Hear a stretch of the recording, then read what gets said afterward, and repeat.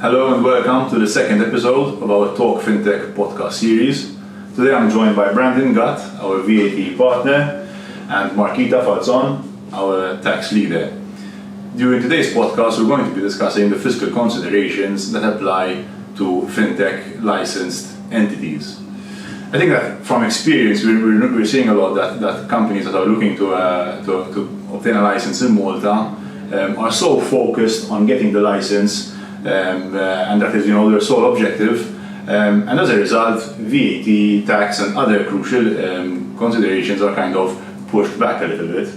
So I think maybe we can start off with the first question by kind of hearing your thoughts as to why do you think that it's so important that these prospective license holders address tax and VAT considerations early on rather than leave it as an afterthought. I don't know who wants to start off. So I think the first problem I see when it comes to companies and fintech companies focusing mainly on the licensing process rather than the tax consideration, it comes down to determining which structure you're going to adopt. Whether you're going to have a two-tier entity, whether you're going to have a direct shareholder holding the shares in the company, whether any one of the shareholders will come to live in Malta. So all these will play a different impact on the taxation system. So from go, we need to understand how the company is going to be set up to actually understand which regime you're going to apply.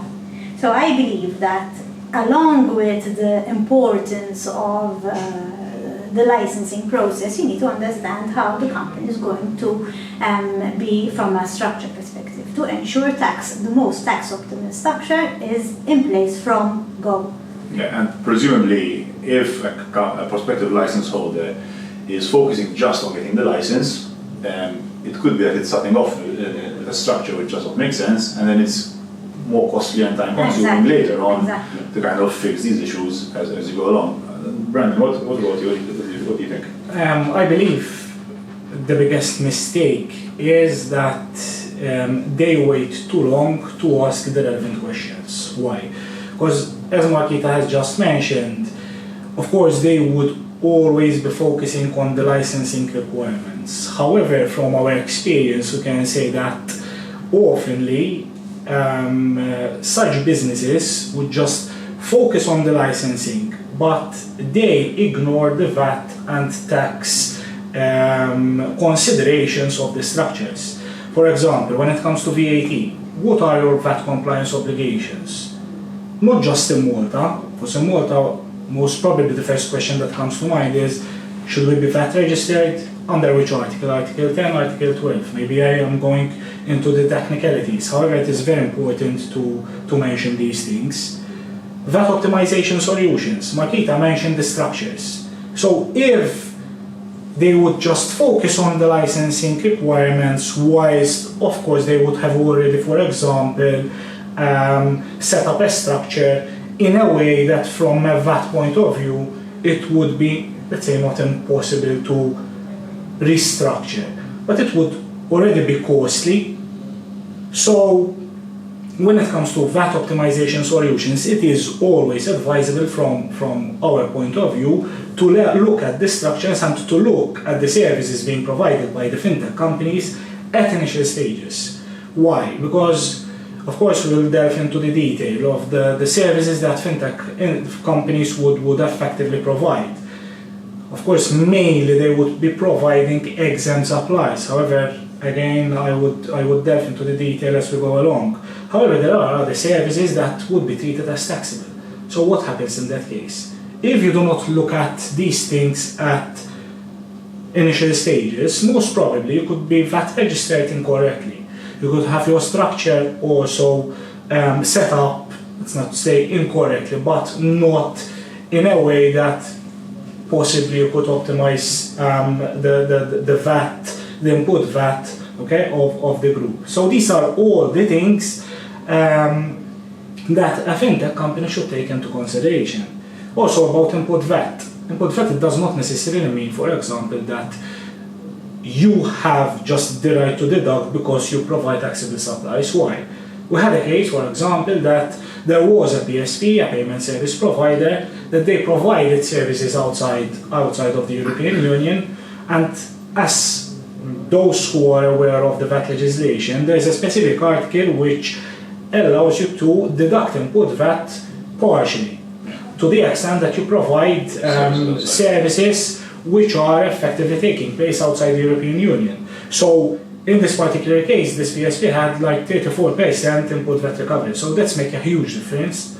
So these are the things that we should look into. And also, one last point that I need to mention for the specific question is the business plan. When the business plan is effectively submitted to the MFSA for the licensing requirements, from a VAT consultant point of view, all the information that we would require is all in the business plan, and that effectively it is very, very detailed.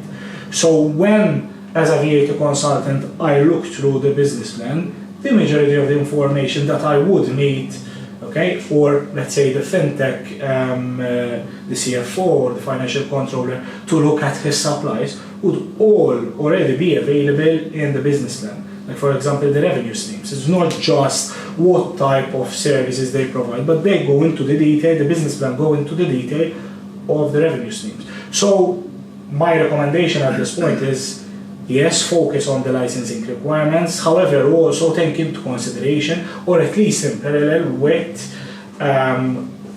the business plan, tax and VAT considerations. Okay, I think that makes a lot of sense, especially doing it in parallel, because I get it. I get that those for a license, it takes some time to get the license. There's an urgency, a sense of urgency to get the license so that you can get into the market. But in reality, as you were mentioning, Brandon, the business plan is very detailed. Obviously, it changes a little bit with time. So possibly when the business plan is initially drawn out, from then till the time they actually go to market, there will be a few changes here and then. But the information is there, so why not kind of rope in tax consultants, VAT consultants early on to make sure we get things done the right way. And I think that is the argument that we're making here in today's podcast effectively. So maybe we can try to go into a bit more detail. So for the benefit of our viewers, we're not going to be focusing purely on tax and then VAT later on. We're going to try to kind of see the synergies between the two different areas. But maybe if I can start with you, Mar, from a corporate tax point of view, could you walk us through the corporate tax framework in Malta as it applies to fintech licensed entities, keeping in mind that there could be certain viewers who are looking at Malta as a possible jurisdiction to set up their business in the future? Certainly. In Malta, the corporate tax framework is the same for all the companies, irrespective as to you're dealing with a manufacturing company, a services company, a fintech company. So it applies to all industry. We don't have a specific tax framework for fintech companies.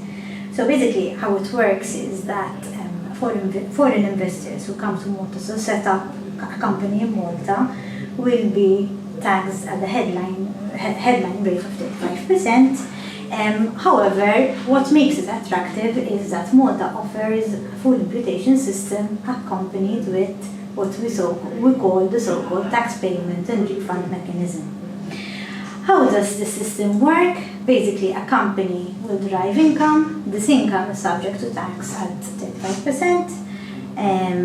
Then, upon a distribution of the profits of the company, the shareholder, be it if it is an individual shareholder or a corporate entity, such shareholder will be entitled to claim a refund of the Malta tax paid, reducing the effective tax rate from 35% to a minimum of 5%. So this has been very attractive to foreign investors wanting to set up a business in Malta with commercial and economic substance, thereby reducing their overall effective tax to 5%. We also have another system which is called fiscal unity. Fiscal unity was introduced in 2019, and effectively it will result in the same effective tax rate. The difference here stems out from the fact that the fiscal unit will be taxed immediately at the effective tax rate. So rather than paying the 35% and claiming back the refund, you will pay at the effective tax from go.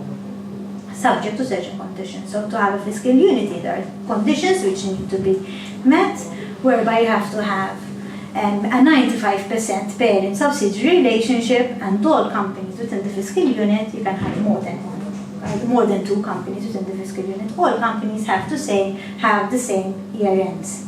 So these 2 regimes which have the same end result, but obviously from a cash flow perspective, it would make more sense to have a fiscal unit rather than going down the route of paying the 35% and possibly taking several months to obtain the 30% refund. So it's very important that going on to the first question, to understand both tax frameworks and see whether you should go for fiscal unity from go rather than opting for the tax payment and refund mechanism. Yeah, and I think we've had conversations with prospective clients where this was discussed with them, and obviously while there's a big cash flow advantage in the fiscal unity, there's a bit of extra administrative work that needs to be carried out. And it's on the first time potential client told me, listen, the first year is not going to be profit making, possibly even the second, until we kind of build the infrastructure and ramp up. So it doesn't make much of a difference for us to set up as a fiscal year today or in 2 years' time, because there's going to be no profits anyway, no taxes to pay. However, it's good to know from now so that you can start to structure the business. Definitely, you can set up the company with a 2-tier structure, allowing the threshold of fiscal unity to be met, start off with the tax payment and refund mechanism on any profits that the company might have, and then move on to fiscal unity once the company starts generating. And it's important profit. as well for the prospective license holder to know from now, because what happens is in practice when you start to operate, new problems arise, you get into the system of working, of building the business, and sometimes matters like this of tax and so on, you're running your business and you're kind of forgetting a little bit about it. So if you don't know about it beforehand, you can't plan ahead. If you have it in mind, listen, as soon as we're looking to move into a more profitable situation, then it's about time to start looking into setting up the fiscal unit. If you don't know about it, it's easy for you just to let it be missed. And on this as well, our attractive tax regime is there for the foreign investors. However, if one of the shareholders decides to come and reside in Malta, you can still apply fiscal unity and the tax payment and refund mechanism, but there has to be some tweaks to the corporate structure to allow for the refund. So that is why you need to understand how the structure is going to work from go. Very good. Brandon, I'd like to move a little bit onto the VAT side. Again, from experience dealing with clients who are in the process of getting a license, VAT is always seen as not much of a problem. It's probably exempt, so no major issues. But in reality, as we both know, Brandon, it's the VAT heap is often more complex than one would think. What are your thoughts?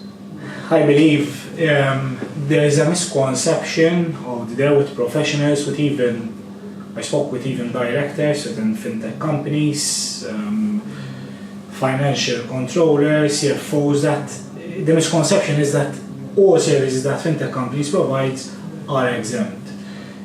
Of course, yes. If we refer to the VAT legislation, there is a specific article 135 of the VAT directive, that provides for the exemptions related to financial services. However, when we refer to, we have to keep in mind these things. Now, first of all, when we refer to exempt supplies, here we are referring, because it's important to distinguish between exempt with credit supplies and more than exempt without credit. Of course, the financial services sector would fall within the exempt without credit sector. That, of course, they do not charge VAT, however, they cannot recover and input VAT on their expenses. When, of course, we're referring to that you cannot, you will not charge effectively VAT, it means that you cannot recover VAT. So that's a sunk cost. Okay? Now, one of I see the main challenges is the nature of transaction. When it comes to fintech companies, it is so complex nowadays to understand exactly what type of services they are offering, what type of products they are offering, that if you refer just to the legislation in itself, you would probably say, okay, it's exempt. And maybe this is the misconception, this is the sort of why professionals misunderstood the implications and the application of the exemption itself. Why? Because in the actual fact, when we refer to the legislation, there's only, for example, if we refer to payments and TMIs, there's only one article, okay, one sentence that exempt the services provided by those companies. But of course, we need to delve into the detail. We need, from a VAT consultant's point of view, we also make reference to case law decided by the European Court of Justice, where certain definitions or certain interpretations comes as a result of these cases. So again, maybe I'm going to repeat myself. If I just read the article of the VAT Directive or of the Malta VAT Act, you would probably say, yes, my services would fall to be treated as exempt. However, if you go to the detail of the case law, effectively, yes, not all services provided by fintech companies are effectively exempt. But there are services which are treated also as taxable. So that is very important nowadays to understand. Also, there's another misconception. The fact that you're licensed means that your services are exempt. And from a VAT point of view and from experience, I can say that the fact that you are licensed, it does not necessarily mean that you are providing that your services are all exempt. It is not the case. Why? Because possibly you could, yes, be exempt with MFSA, you would be licensed with MFSA, however, you would be operating a platform. And according to the case law decided by the European Court of Justice, when it comes to, for example, technological service, a platform fee, that is treated as taxable. So, again, does not mean that if you are licensed, your services are exempt.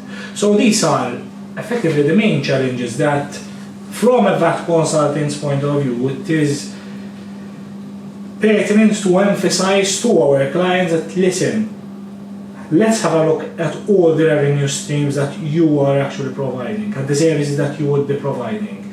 Because there is the possibility that not all your services would fall within the exemption. And here's where the business plan you mentioned earlier. Exactly. So the business plan would typically cover most of the scope of the services the company would intend to enter into in the future. Exactly. So that is already a very important piece of document for somebody, for you as a VAT consultant to give the right advice from day one. And in fact, when we refer to the business plan, for example, when I would be dealing and discussing with a client would tell me, let's focus on a PSP, a payment service provider.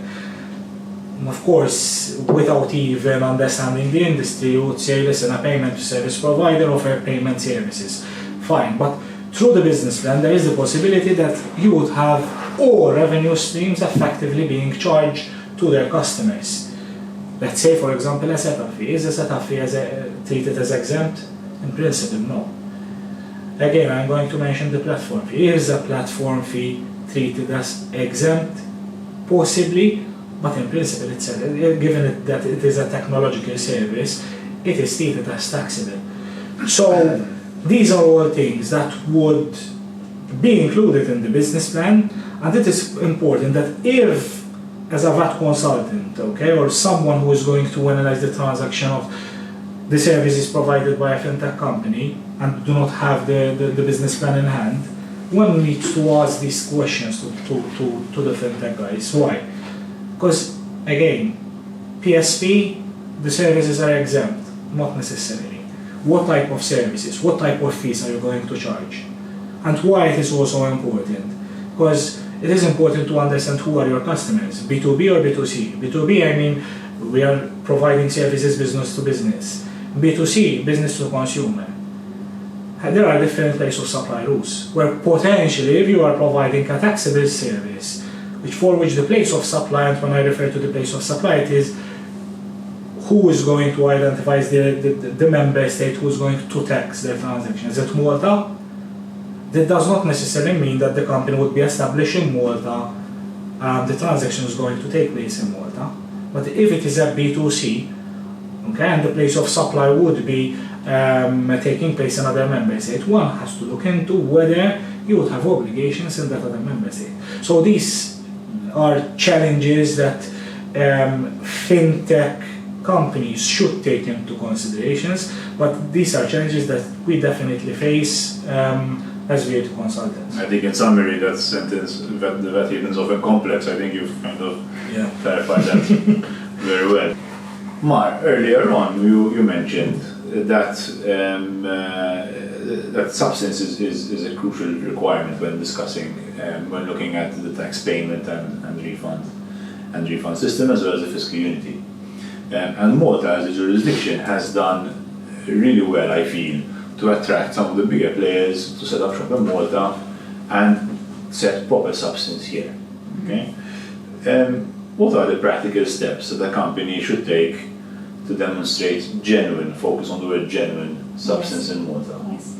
In Malta we do not have general substance requirements embedded within our legislation, but we do have recommendations which help prove that a company is indeed effectively managed and controlled in Malta and having the genuine substance herein. So these include having a fixed space of business where the activities are carried out. When you have key people on the ground who are involved in the growth of the business and are engaged in income generating activities, where you have a local director on the board who is actively involved in the management of the company, for example.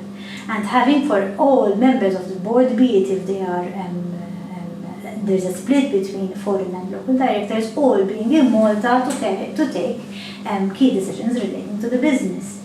When it comes to substances, very much depends also to the activity. So if we're looking at a holding company will require less substance than a company working in the fintech space, for example. If we look at the financial institutions rulebook, which is there to support the licensing process of fintech entities, it includes a specific note that it says a company operating in the fintech space should carry sufficient substance throughout its activities. Another thing which these rules mention is that one of the minimum 3 directors needs to be residing in Malta. So unlike all other companies where we do not have a specific requirement that a director should be resident in Malta, the financial institution rulebook specifically states that one of the directors needs to be in Malta. Another thing I would like to mention in terms of substance is having all this and having the operations in Malta will obviously help safeguard the tax status of the company. So if we're saying that the company has substances managed and controlled in Malta, it's protecting the 5% tax regime.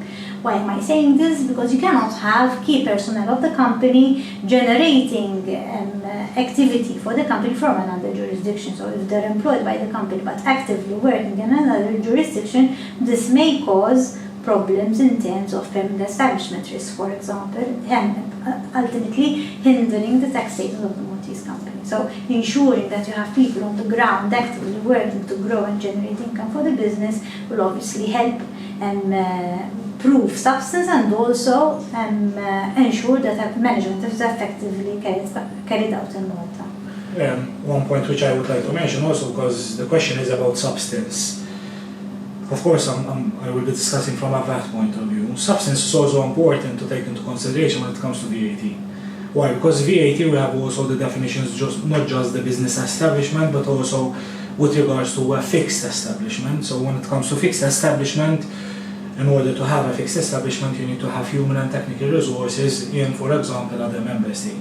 So why I'm mentioning this? Because when we deal with clients and we'll be discussing about VAT optimization solution, I'm pretty sure that even the audience would be aware of this. One of the optimization solutions is VAT grouping.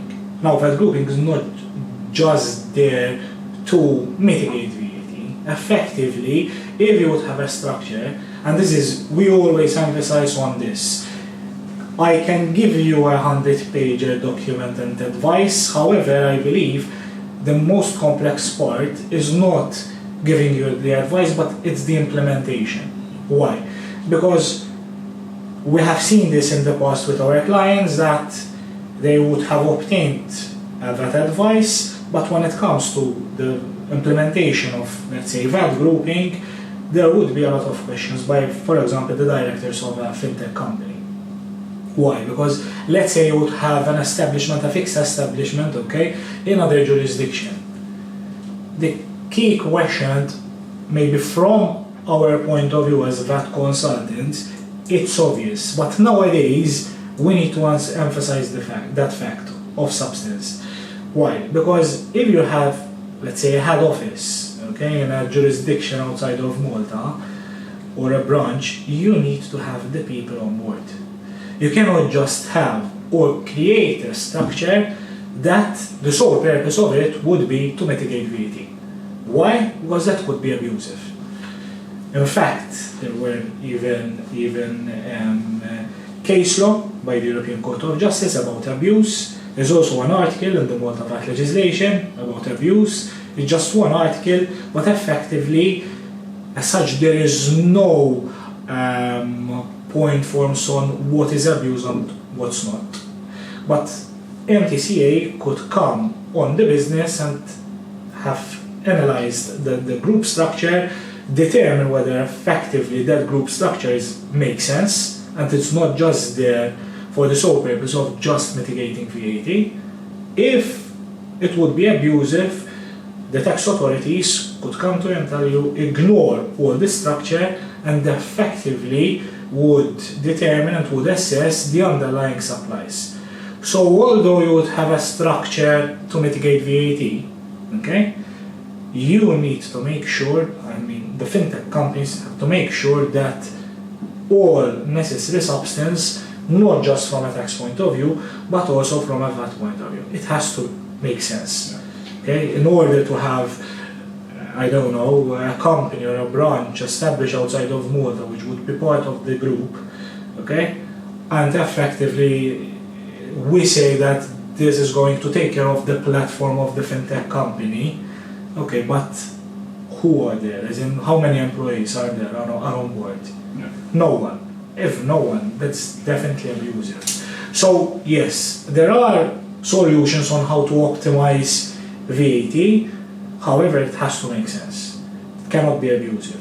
And also one point which also I need to mention is that when we are advising on these type of structures, it is important that each fintech company, okay, every fintech company would look at VAT and tax considerations also in parallel. Yeah, absolutely. Why? Because when we advise clients on VAT grouping, I am not the tax expert here, Markita is, we always involve the tax team. Why? Because there could be implications. You can't have conflicting advice. Exactly. Definitely, and we would have to see if there is a head office branch relationship. Does Exactly. this allow for fiscal unity? If no, we can go down the route of the tax payments and different mechanisms. So having an overview picture will obviously ensure that nothing And even from a legal and regulatory point of view. So not just VAT and tax, because sometimes directors would, let's say, plan the structure of their operations in phases. Phase 1, the licensing, probably phase 2 could be VAT and tax. Yeah. No, you need to also take into consideration, so VAT and tax, okay, there's a VAT optimization solution, and there's the structure. We emphasize this to our clients, we always tell and recommend, listen, you have this structure, yes, it could work out from a VAT and tax point of view, but would it work out from a legal and regulatory perspective? Because these are things that you don't know. Maybe I am advising something from a VAT point of view which could possibly work out, but from a regulatory... Create issues somewhere. Exactly. Yeah. So I think as well, obviously I'm not the tax or the VAT consultant here, but I've had a number of conversations recently with potential clients who are in the process of getting a license, and they do mention it. They tell me, listen, when it comes to substance, what are we supposed to do? And that's why I focus on the word genuine. And this is my typical answer: you need to ensure that genuinely the company is being managed and controlled from Malta, it's operating in Malta, and possibly of equal importance, there is no other jurisdiction which could challenge and state that actually that business is being carried out from elsewhere. So that also needs to be taken into consideration. I think we have to move on a little bit. So the MFSA, when it comes to a potential license holder, every license holder needs to kind of appoint a number of key roles within the organization. Now, in certain cases, depending on the size of the organization, there could be some derogations by the MFSA where they possibly allow it to be a particular role or a number of roles to be outsourced initially, but then after a period of time, they would need to be brought in-house. Now, obviously, Malta has its positives, but there are also challenges here as well. And one of the biggest challenges we have in Malta is the pool of talent available. So every license holder at one point in time needs to appoint an MLRO, a compliance officer, a risk officer, an internal auditor. The list is quite long. This is also a relatively new space. It's been building over the last few years, but at some point it's quite hard to find these people available in Malta. So the way I see it is we are probably going to see, and we are already seeing it, but we're going to see it even more, experienced, talented people moving to Malta to fulfill these roles. When it comes to tax, Mar, are there any specific incentives to attract these highly experienced or qualified persons to relocate to Malta? Yes, we do, Mark. We have what we call the highly qualified persons rules, which they are in place, aimed to attract, as we're saying, top talent to come work in Malta. The eligible roles typically include CEO, CFO, CTO, so very high-ranking positions within the business. And how it works from a tax perspective is that the income will be taxed at a flat rate of 15% rather than paying at the normal resident progressive rates. Let's also mention that anything this individual derives above 5 million will be tax-free.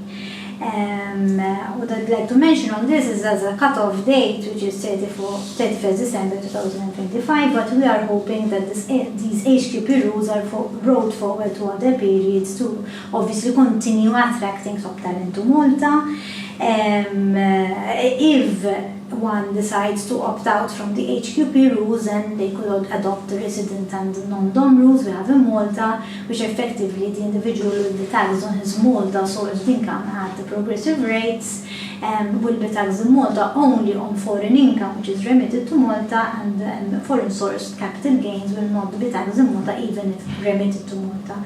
So basically, the HQP rules are very attractive from a tax perspective, but there is also the res non-dom regime where you will be exempt from paying tax in Malta on any foreign income which is not remitted to Malta, and foreign capital gains, even if remitted to Malta, will be exempt from tax in Malta.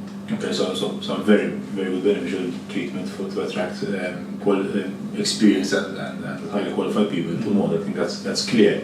From VAT, again, Brandon, without going into too much detail, I know it's difficult for a VAT consultant not to go into too much detail.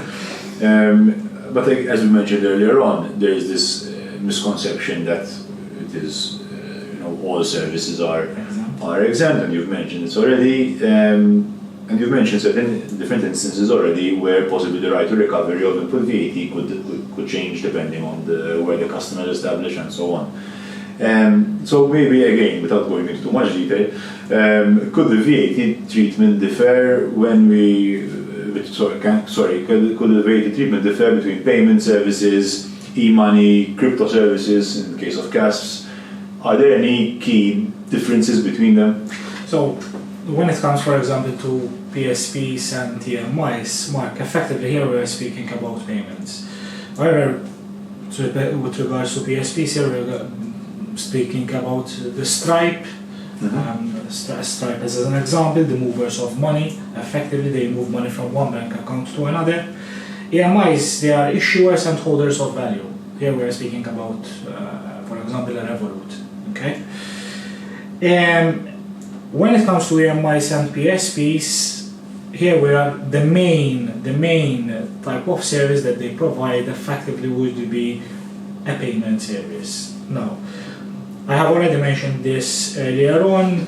If you refer to the legislation and you refer to the word, exactly to the terminology of payments, we refer to Article 1351D, that possibly the service could be treated as exempt. However, if you would ask me, or if you would just have a look at the VAT legislation, being the VAT Directive or the Malta VAT Act, and try to find the definition of payments, you will not find it. The interpretation of which is included in the case law, again decided by the European Court of Justice. So this is why it is important. It is not just having the VAT directive near you or the Malta VAT Act, but it is important also to be aware of these cases. In fact, the first case was the SDC case. There was, I'll try not to go into the detail, but the interpretation of which comes as a result of this case, where effectively a payment is when you are altering the legal and financial position of the parties involved. However, even I speak from experience, when I tried, of course I'm not an expert into the operations part of a fintech company, I just have experience from a VAT point of view.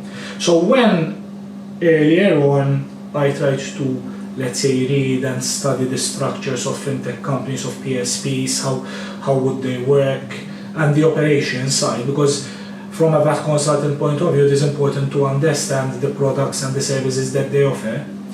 In a payment transaction, there are like 5 parties involved. So what I'm trying to mention here is the fact that there are 5 parties involved in a payment transaction. It does not necessarily mean that the services provided by all 5 parties are treated as exempt. Why? Because I'm going to mention just 2 parties. A payment gateway, if I would ask someone, okay, and I'll ask him a VAT question about whether the services provided by a payment gateway would be treated as taxable or exempt, most probably they would tell me exempt. Why? Because there's the term payment as the party payment gateway.